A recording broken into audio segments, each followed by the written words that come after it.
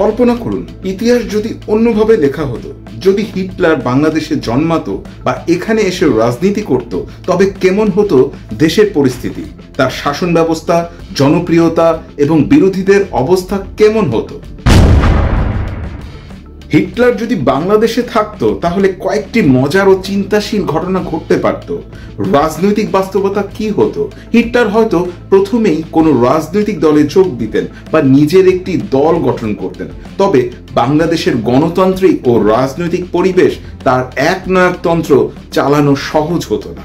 বাংলাদেশে যে বৈচিত্র্যময় সংস্কৃতি ও সহাবস্থান রয়েছে তা হিটলারের জাতিগত বা বর্ণবাদী মতাদর্শের সঙ্গে সংঘর্ষ আসত। তিনি হয়তো চায়ের দোকানে তর্ক করতেন, কিন্তু জনসমর্থন পাওয়া কঠিন হতো।